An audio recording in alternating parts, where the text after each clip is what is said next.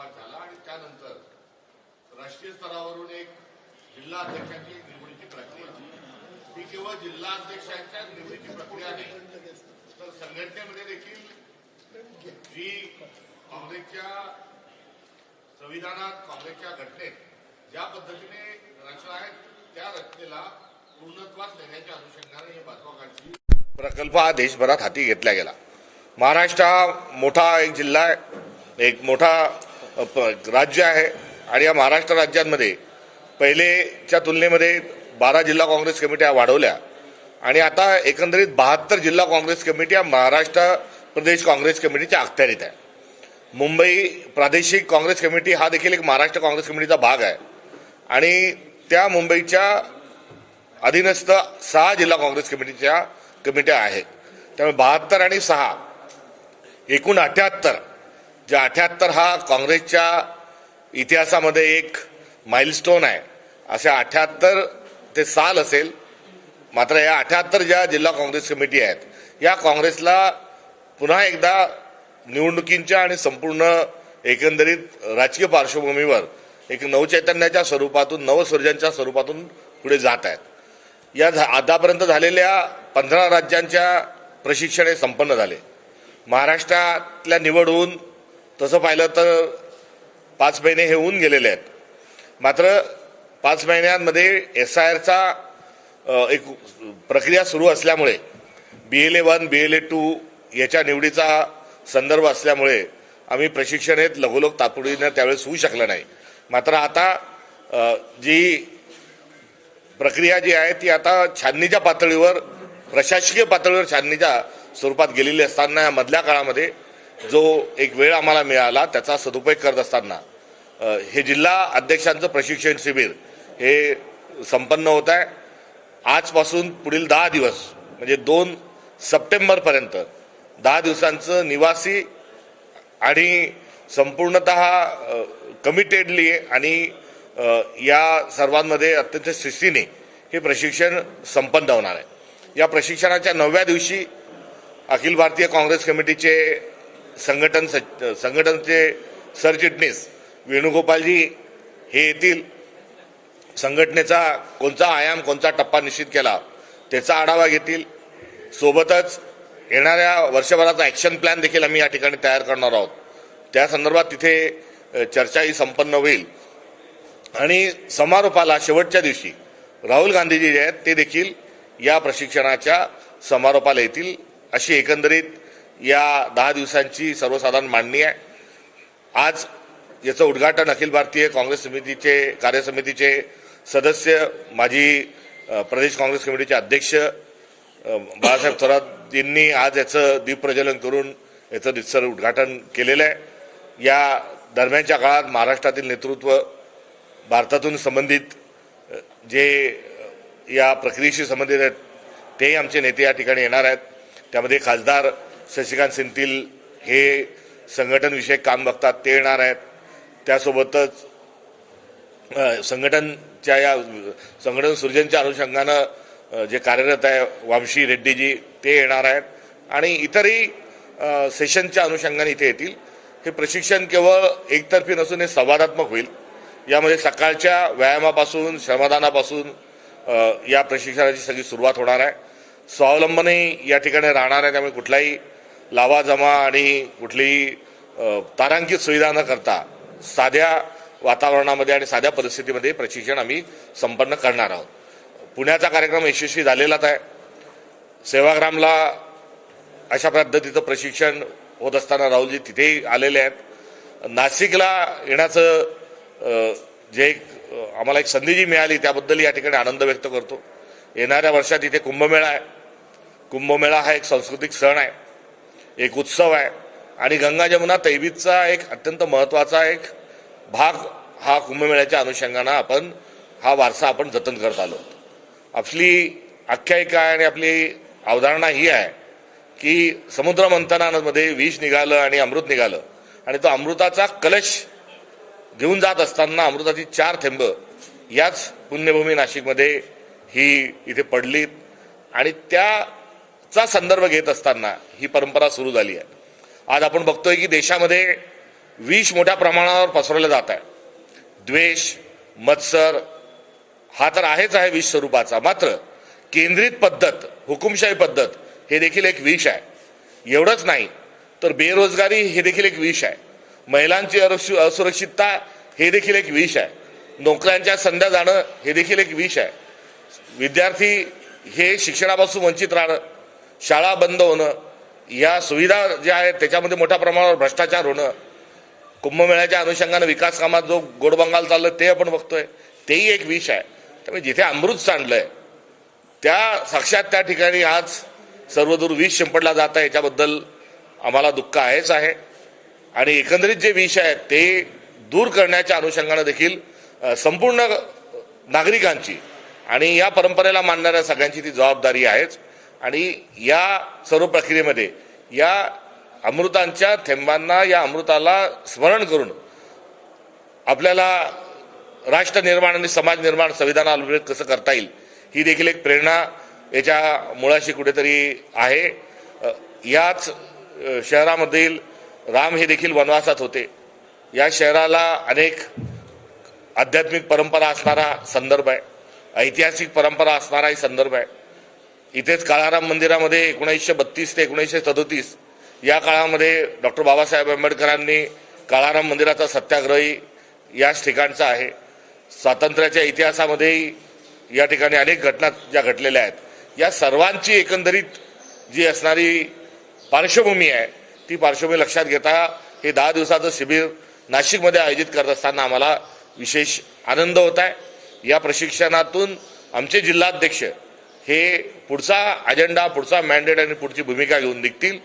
आणि 2029 मध्ये आम्ही परिवर्तनाची नांदी या ठिकाणून सुरू झाली आहे असं म्हटल्यास चुकीचं ठरणार नाही. आणि सोबतच जे प्रगत चिंतन एक आज देशात होत आहे, राहुल गांधी आमचे नेते जी भूमिका मांडतात आहे ती भूमिका जनाजनापर्यंत, मनामनापर्यंत, घराघरापर्यंत घेऊन जाण्याचं काम या 10 दिवसांमध्ये आमचे जिल्हाध्यक्ष पुढच्या एका योजनेच्या माध्यमातून साकारतील असा या सगळ्या नाशिकच्या प्रशिक्षणाचा असणारा हा आयाम आहे.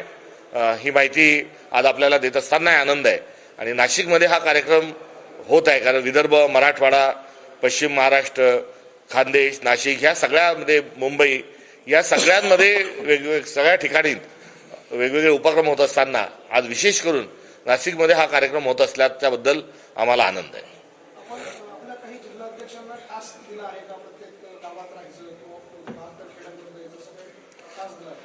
हे मी आपल्याला सांगितल्यानुसार हे प्रशिक्षण केवळ मोनोटोन नाही, म्हणजे एक वक्ता येईल बोलेल. शेवटी आम्ही कार्यानुभवाचे लोक आहोत. आम्ही संवादावर आमचा विश्वास आहे. छोटी छोटी पुस्तकं वाचून, फासिझमच्या माध्यमातून आम्ही काही कोणाचा मेंदू जो आहे तो ब्रेनवॉश करायचं काम करत नाही किंवा आम्ही काही आतंकवाद्यांचा वेगळे जे काही प्रशिक्षण आहेत त्याच्याशी आमचा काही दूरदूरचे संबंध नाही. आम्ही लोकशाहीवर आधारित आणि रचनात्मक कामावर आधारित, गांधींच्या सर्वोदयावर आधारित, संत परंपरेच्या भूमिकेवर. मला असं वाटतं की 10 दिवसाचं एक जे आहे हे आम्ही हे कमीच आहे. दर 6 महिन्यानंतर अशा सगळ्या शृंखलांची आवश्यकता आहे. कारण हे केवळ प्रशिक्षण आहे, हे चिंतन आहे, हे मंथन आहे. आणि या चिंतनातून मंथनातून आम्ही देखील या ठिकाणून एक कार्यक्रम हा कुठेतरी मंथनाची जी भूमिका आहे, परंपरा आहे, तिचं स्मरण मी पुन्हा एकदा करतो की मंथनातूनच आपला देश पुढे आलेला आहे. कुंभमेळ्यात टाकली ज्या प्रक्रिया आहे या मंथनातून आम्ही एक आमचा पुढचा अजेंडा घेऊन जाणार. एक दिलानी, एक मनानी, एका भूमिकेने, एका दिशेने आम्ही जो कार्यक्रम ठरवायचा आहे त्यासाठी इतक्या दिवसांची ही आवश्यकता आहे आणि त्यानुसारच 10 दिवस आम्ही त्याकरता निवडले. कार्यक्रमाला राहुल गांधी हा संघटनात्मक दौरा आहे, संघटनात्मक प्रशिक्षण आहे. त्यामुळे विशुद्ध स्वरूपामध्ये संघटनात्मक याला ठेवण्याचा आतापर्यंतचा पायंडा आहे. याआधी राहुल ज्या ज्या ठिकाणी गेले ते फक्त त्या जिल्हाध्यक्षांची चर्चा करण्याकरता आले. त्याच्यासोबत इतर कुठेही कार्यक्रम हे झाले नव्हते. त्यांच्याही अशा सूचना आहेत की संघटनेचं सिरियस काम जेव्हा चालत असतं त्याला आपण तेवढ्याच गांभीर्याने घेतलं पाहिजे. त्यामुळे ते येतील आणि या ठिकाणी केवळ जिल्हाध्यक्षांशी ते अर्धा दिवस जे आहे, एक संपूर्ण दिवसच त्यांचा जो आहे तो कमिटेडली या सगळ्या प्रक्रियेकरता राहणार आहे. त्याच्यासोबत संवाद राहील, त्याचं सेशनही असतं, त्याचा हितगुजी असतो, जिल्हाध्यक्षांच्या परिवारातील लोक त्या दिवशी येत असतात. त्यामुळे हा प्रशिक्षण जो आहे की राहुलजींचा दौरा जो आहे तो हा संघटनात्मक दृष्टिकोनातून आहे. पुण्याला जो कार्यक्रम झाला सेवादलच्या माध्यमातून अनेक वर्ष खरं तर ही प्रक्रिया यापूर्वी पार पडलेली आहे. मध्ये एवढा मोठा गॅप जाण्याचं काय कारण होतं की आता थेट पुढच्या वर्षानंतर आपल्याला पुन्हा एकदा संघटन बांधणीसाठी मैदानात उतरावं लागतंय. सेवादलचा हा फॉर्म्युला आधी का नाही वापरला गेला? हा आता संघटन सृजनच्या कॅम्पेनचं माध्यम असल्यामुळे हा या स्वरूपात आपल्या पुढे आला. मात्र मला आपल्याला सांगायला आवडेल की वर्ध्याला सातत्यानं अशा प्रशिक्षणाची एक लंबी शृंखला ही काँग्रेसच्या वतीनं चालवण्यात गेली. आणि एवढंच नाही तर युवक काँग्रेस सेनेशिवाय या संघटनाच्या आमच्या ज्या निवडणुका आहेत त्यानंतर देखील त्यांच्या देखील अध्यक्षांची एक शृंखला आमची ही सुरूच आहे. आणि त्या सर्वांच्या सोबत आता जिल्हाध्यक्षांची निवड ही या प्रक्रियेतून होत असल्यामुळे ती त्यासोबत जोडल्या गेलेली आहे. त्यामुळे आम्ही अधिक कर्मठतेने या वाटेवर चाललोय असं म्हटल्यास ते अधिक बरोबर राहील. तर या सर्व गोष्टी आमचा ठेवा आहे आणि सातत्याने या गोष्टी ज्या आहेत ह्या आम्ही करत आलोय. 2007 पासूनच या संपूर्ण प्रशिक्षणाच्या प्रक्रियेमध्ये माझा देखील एक कार्यकर्ता या अनुषंगाने समावेश असल्यामुळे ही सुरू झाला असलेली प्रक्रिया. मग त्यामध्ये अहिंसाचे रास्ते नावाचा एक उपक्रम आहे, राजीव गांधी पंचायत राज संघटन नावाचं आमचं एक संघटन आहे, ते 3 दिवसाचं सर्वोदय संकल्प शिबिर घेण्याचं आयोजन करतो तो आहे. एक नेतृत्व संगम नावाची एक प्रक्रिया आहे ती देखील होत असते. युवक काँग्रेसचे प्रशिक्षण आहे, एनएसयूआयचे प्रशिक्षण आहे, सेवादली जे आपल्या संघटनाचं प्रशिक्षण घेत असतं. त्यामुळे आजच होत आहे असं नाही, असे प्रशिक्षण सातत्याने आम्ही करतो. पुण्याच्या कार्यक्रमामध्ये स्त्रीमुक्तीच्या विषयावर चर्चा करण्यात आली. मात्र त्या कार्यक्रमामध्ये केवळ हिंदू परंपरेवरच जास्त बोललं गेलं. त्यामुळे राहुल गांधींनी पक्षपातीपणा केला आहे आणि विशेष फक्त हिंदू धर्मावर बोलले, कारण मनुस्मृतीचा उल्लेख त्यामध्ये होता आणि फक्त हिंदू धर्म ख्रिश्चन असेल किंवा इतर धर्माबद्दल त्यांच्या परंपरेबद्दल ते बोलले नाही अशा प्रकारचा आरोप आता होतोय. आरोप करणाऱ्यांना दुसरं काही सांगायचं, तिथे संविधानाला अभिप्रेत असताना सर्व गोष्टी बोलायच्या. तिथे सर्व जातीच्या, सर्व धर्माच्या, सर्व प्रवर्गातल्या महिला त्यांनी आपापल्या परिवारातल्या, आपापल्या घरातल्या, आपण ज्या परिवारातून अर्थात ज्या समाजातून आलो त्याच्या व्यथा तिथे मांडल्या. मात्र एवढा चांगला कार्यक्रम झाल्यानंतर अभिनंदन करण्याचं औदार्य हे विरोधकांजवळ नाही. त्यामुळे नसते उपासक ते काढत बसले. आपण बघा की मी या ठिकाणी माध्यमाला अत्यंत विनम्रतेने सांगू इच्छितो की एका महिलेचा व्हिडिओ जो फार मोठ्या प्रमाणावर वादग्रस्त ठरवण्यात आला, या त्याचा व्हिडिओ ती मुलाखत घेण्याकरता आम्ही गेलो नव्हतो. आता आमचा एनएसयूआयचा कार्यकर्ता गेला होता, माध्यमाचा एका चॅनलच्या माध्यमाचे प्रतिनिधी गेले आणि त्या प्रतिनिधींनी त्या मुलीची मुलाखत घेतली. त्या ती माध्यमांना का मुलाखत दिली म्हणून त्या मुलीवर जो दबाव आणला गेला, त्यातून एक प्रकरण आहे. त्या प्रकरणाच्या निमित्तानं गुंड आणून तिथे भाडोत्री गुंड आणून हल्ला करण्याचं प्रकरण आहे. जे महिला येतात त्या भाड्याने आणल्या जातात, त्या पैसे देऊन आणल्या जातात ते असं सांगितलं गेलं. कुठे युट्यूबरला पैसे दिले जातात असं सांगितलं गेलं. त्यामुळे या संदर्भात आरोप करणं हे कुठेतरी एकंदरीत भारतीय जनता पक्षाने हा सपाटा त्यांनी सुरू ठेवलेला आहे. त्यांनी वास्तविक पाहता कार्यक्रमाच्या यशाबद्दल अभिनंदन करायला हवं, मात्र ते अभिनंदन कोणातच करू शकत नाही त्याची असणारी मानसिकता आहे. आणि या सगळ्या विरोधकांच्या टीकेला आपण छान तयार झाल्यानंतर त्याला टीका लावतो, नजर लागू नये म्हणून आम्ही या विरोधकांच्या सर्व टीकेचा आमच्या कार्यक्रमाला नजर लागू नये अशा अनुषंगाने धार्मिक 30 ते 35 हजार असा आकडा पत्रकार परिषदेमध्ये जाहीर केला. 30 ते 35 हजार रुपये आता ते हास्यास्पदच वाटतं. एका व्यक्तीला 3 आणि 9 कोटी ते 10 कोटी रुपये हा खर्च केला, असं त्याला काय उत्तर द्याला? यात एवढ्या महिला उत्स्फूर्ततेने एवढ्या लेखी बाळी मुली आल्या, या सर्वांचा अपमान हा एकंदरीत स्त्री समाजाचा अपमान आहे अशा प्रकारे सांगण्यात गेलं. आता त्यांचे असे व्यवहार जर झाले असतील तर न खाऊंगा न खाणे दूंगा असा तुमचाच नारा आहे. असे व्यवहार झाले असतील तर आपण त्याच्यावर गुन्हे दाखल करा. याआधी त्यांचं नोबेल पारितोषिकाकरता नाव पाठवलं पाहिजे असे चंद्रकांत दादा पाटलांनी आधीच सांगितलं की ते दगड उचलून त्याच्यावरती ते ठसे ते बघून आधार कार्डशी लिंक करून आम्ही आता केसेस करणार आहे.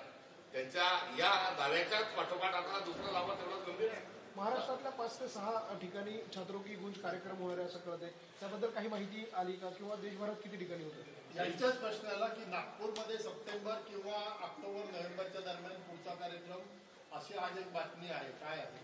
एकंदरीत छात्रों की गुंजची देशभरामध्ये हा मोठी चर्चा आहे आणि प्रत्येक गावातला तरुणाईने त्या कार्यक्रमात सहभागी होण्याकरता आगंतुक आहे इच्छुक.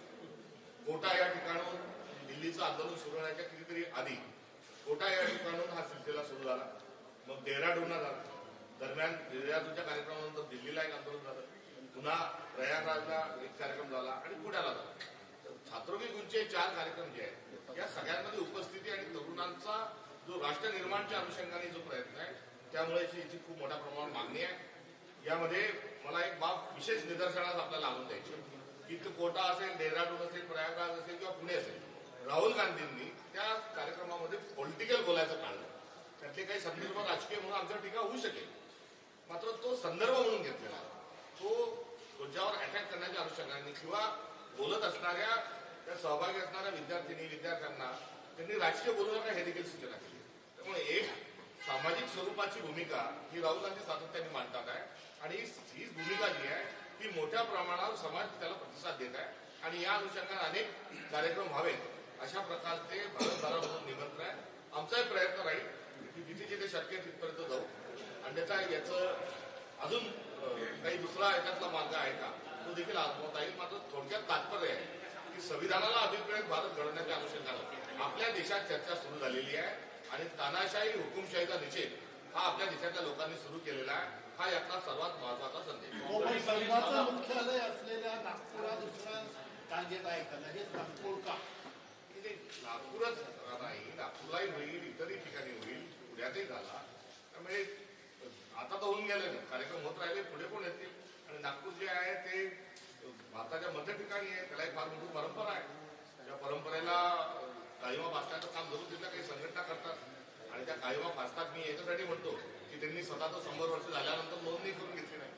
दादा, काँग्रेसला महिलांना आरक्षण मिळू द्यायचं नाही आणि म्हणून त्या विरोधाला विरोध केला जातोय असं मुख्यमंत्री आता म्हणतात. मुख्यमंत्र्यांना मागे बोलत असताना मी गजनी एक उल्लेख त्यांचा केला होता. मला त्यांचा गजनी हा उल्लेख पुन्हा एकदा करावासा वाटतो. कारण याच मुख्यमंत्र्यांनी जेव्हा महिला विधेयक एक मताने मंजूर झाले होते त्यावेळेस त्यांनी अभिनंदन केलं. मला आपल्याही निदर्शनास येतं की मुख्यमंत्र्यांनी अभिनंदन केलं.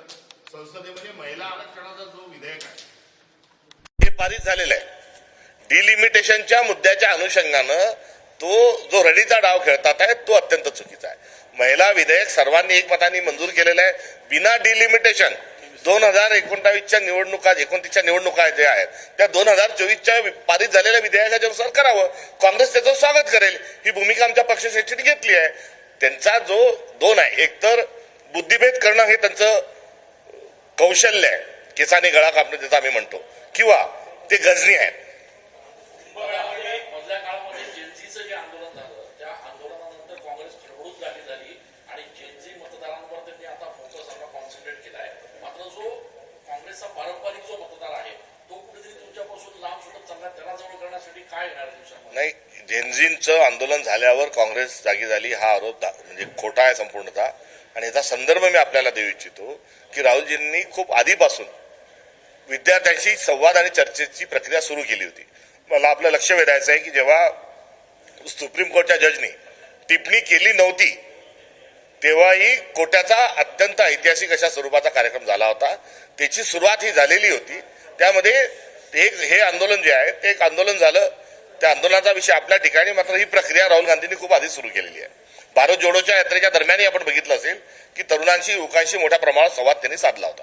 कुंभमेळ्यामध्ये एक मोठा गौड बंगाल आहे असं तुम्ही आता काही वेळापूर्वी. एक नाही आहे, अनेक गौड बंगाल आहेत आणि त्यामध्ये सर्वात त्यातला जो कळस आहे म्हणजे गौड बंगालाचा सर्वात ताजा आणि सर्वात मोठा जो उदाहरण आहे की जे इथले पालकमंत्री ज्यांना नियुक्त केलं त्या पालकमंत्र्यांच्या परिवारातील, त्यांच्या जिल्ह्यातील, परिसरातील, त्यांच्या जवळच्या, त्यांच्या पक्षाच्या लोकांनी बोगस वर्क ऑर्डर दिल्या आणि त्या बोगस वर्क ऑर्डर दिल्याचं प्रकरण बाहेर आलं.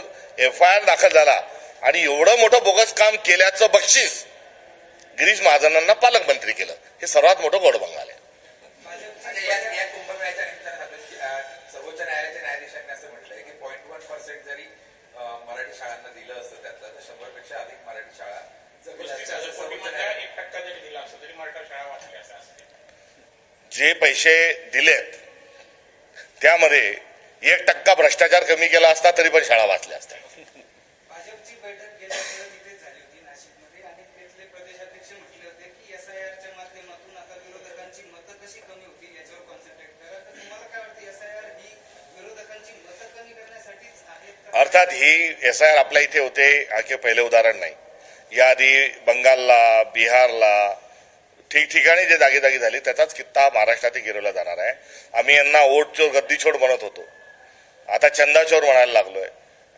कुठे त्याच्याही पलीकडे जात असताना आता SIRच्या निमित्तानं मतदार यादीमध्येही आता हे चोरी करू लागलेले आहेत. एक नागरिक म्हणून आपल्या अधिकारावर आणलेली ही गदा आहे आणि एकंदरीत ही सर्व मोटर्स ऑपरेंडी भारताला हुकुमशाहीच्या दिशेने घेऊन जात आहे. SIR ही अत्यंत चुकीची प्रक्रिया आहे. त्या प्रक्रियेला करण्यात कुठलीही अडचण नाही, मात्र त्याच्यात जी घाई घुसड आहे. आता कोणत्याही निवडणुका नाहीत आणि कोणत्याही निवडणुका नसताना SIRच्या संदर्भामध्ये जी मुदत 17 तारीख ठेवली होती 17 ऑगस्ट, या 17 ऑगस्टपेक्षा हिला जर कार्यकाळीचा जर ऑक्टोबरपर्यंत 30 ऑक्टोबरपर्यंत ठेवला असता, त्यानंतर ऑक्टोबर नंतर पुन्हा त्यांना वेळ घेऊन या डिसेंबरपर्यंतचा कार्यक्रम जर याला जानेवारी डिसेंबरपर्यंत जर दिला असता तर हे काम सुरळीत होऊ शकलं असतं, अन्यायकारक हे होऊ शकलं नसतं. आता याच्यात घाई चालू आहे.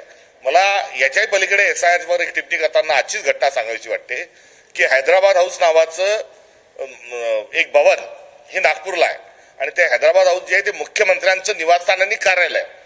आज सकाळी नागपूरमधल्या सगळ्या विधानसभेच्या BLAंना त्या ठिकाणी सगळ्या BLOंना आज हैदराबाद हाऊस या ठिकाणी सगळं मॅपिंग सगळं दस्तावेज घेऊन बोलवलं. आता मुख्यमंत्र्यांच्या निवासस्थानी त्यांच्या कार्यालयात जर झालेलं सगळं मॅपिंग हे घेऊन जर बोलवत असतील तर आता सुप्रीम कोर्ट हायकोर्ट पण त्यांना आता काही मुख्यमंत्र्यांच्याच कार्यालयातून चालवायचे आहेत का असा एक प्रश्न विचारल्यास चुकीचं ठरणार नाही. राज्यात किती मतदार कमी होईल असं तुमचा अंदाज आहे SIRच्या प्रक्रियेत? सरकार जे आहे अंदाज जो आहे तो आमचे ग्राउंड रिपोर्ट जे आहेत, मी पण एका बुथचा BLA 2 आहे, त्यामुळे BLA 1 नाही BLA 2 आहे. आमचे सहकारी आमचे सातत्याने 70,000 BLA 2 जे आहेत आमचे हे कार्यरत आहे आणि या सगळ्यांच्या माहितीनुसार शहरी भाग ग्रामीण भाग असा दोन त्यातला फरक आहे. ग्रामीण भागामध्ये मृत पावलेले आणि शहरात गेलेले अशांची जी संख्या आहे ही 5-7% आसपास आहे. शहरी भागामध्ये ती दुपटीने कुठेतरी असल्याची आमची माहिती आहे. आपल्याही माध्यमातून जेव्हा आम्ही माध्यमाच्या प्रतिनिधी बोलतो तेव्हा आपणही हेच सगळं सांगत असता. मात्र आता याच्यातले किती काटायचे आणि कोणत्या भागातले कापायचे हे आता राष्ट्रीय स्वयंसेवक संघाच्या मुख्यालयात ठरणार आहे.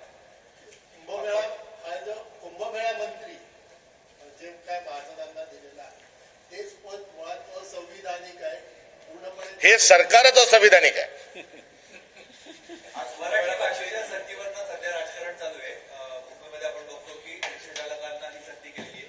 अखिलेश यादव यांचं असं म्हणणं आहे की मराठी म्हणजे भाषेचा हा राजकारणासाठी वापर केला जाऊ नये, हा घटनात्मक अधिकाराच्या विरोधात आहे आणि तसं असेल तर मुंबईमध्ये जेवढ्या विदेशी कंपन्या आहेत त्यांनाही मराठीची सक्ती करा. आपलं काय मत?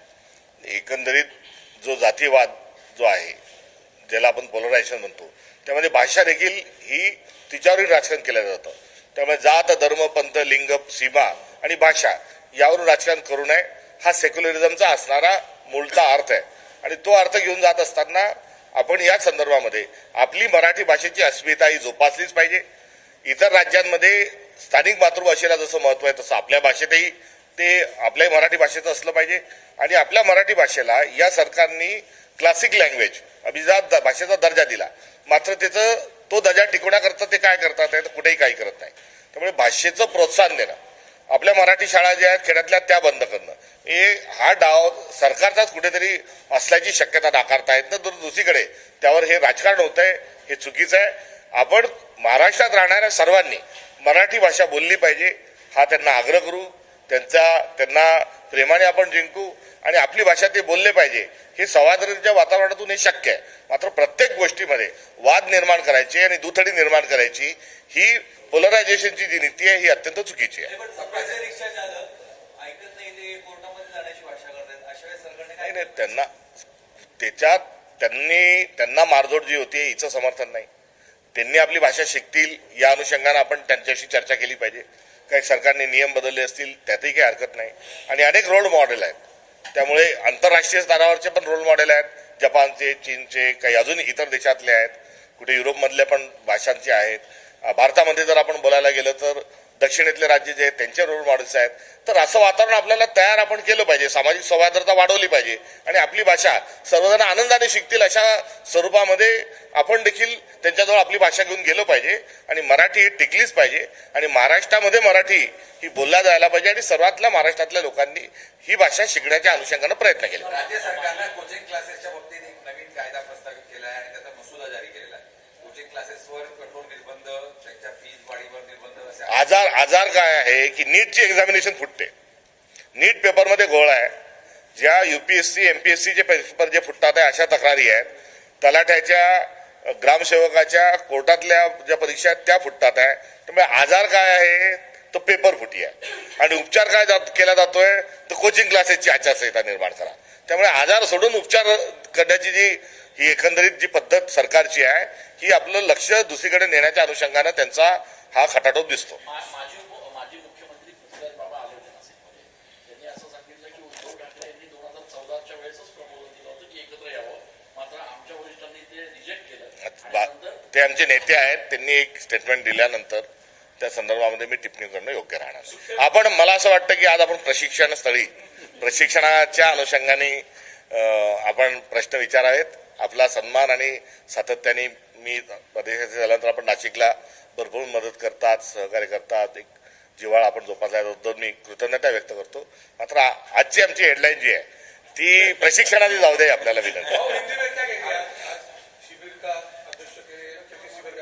ये यहाँ पर 16वां राज्य है कि यहाँ शिविर संपन्न हो रहा है और इस शिविर में संगठन सृजन के तहत संगठन की प्रक्रिया ये बूथ तक नहीं बल्कि हर व्यक्ति तक, हर घर तक, हर मन तक चाहे, इसको लेकर एक गंभीरपूर्ण हम चर्चा करने वाले. हमारा तरीका सौहार्दपूर्ण रहेगा, संवादात्मक रहेगा, कार्यानुभव का रहेगा और इसके तहत हम आने वाले सालों की, दिनों की हमारी रूपरेखा और हमारा कार्यक्रम जो है वो सुनिश्चित करेंगे. इसके 90 दिन वेणुगोपाल जी आकर संगठन का जो एक्शन प्लान है उसका रिव्यू करेंगे और अंत में इसके समापन के लिए राहुल जी खुद भी यहाँ आने वाले और दरमियान का जो ट्रेनिंग का अवधि है उसमें तमाम जो सीनियर लीडर्स है वो भी यहाँ पर आएंगे और कुछ अधिवक्ता भी आएंगे और उसके साथ साथ ग्रुप डिस्कशन, श्रमदान और जो तालीम जो है मैट, ये सबके साथ हम कुछ सीखने का प्रयास करेंगे. आज कुंभमेळ्यामंत्री नाशिकमध्येच आहे. तुम्ही मगापासून कुंभमेळ्याच्या कामांवरती अनेक आरोप केलेला आहे, पण कुंभमेळ्याला बदनाम करण्याचा प्रयत्न विरोधकांचा आहे. आज त्यांनी अशा पद्धतीने वक्तव्य केलेलं आहे. आणि कसा आहे त्यांनी तो सांगितला तर मग त्याच्याबद्दल बोलता येईल. असं म्हणाले की जे टेंडरमध्ये घोटाळा झाला असं म्हणताय, मात्र त्यामध्ये सरकारची कुठेही फसवणूक झाली नाही, सरकारचं आर्थिक नुकसान झालेलं नाहीये आणि तो घोटाळा स्वतः पोलिसांना एफआयआर करायला सांगितली. मी कारवाई म्हणजे पोलिसांना एफआयआर करण्याकरता मंत्र्यांना सांगावं लागतं. म्हणजे एफआयआर करा याचाच अर्थ करू नका असं पण सांगत असतील. त्यामुळे याच्यात काय काय करा सांगितलं आणि काय काय नका करू सांगितलं तेही बरं होईल. पूर्ण नाशिक जे आहे ते खोदून ठेवलंय आणि हाताच्या कंगणाला आरसा कशाला, आम्ही कशाला बदनामी करण्याचे आहे.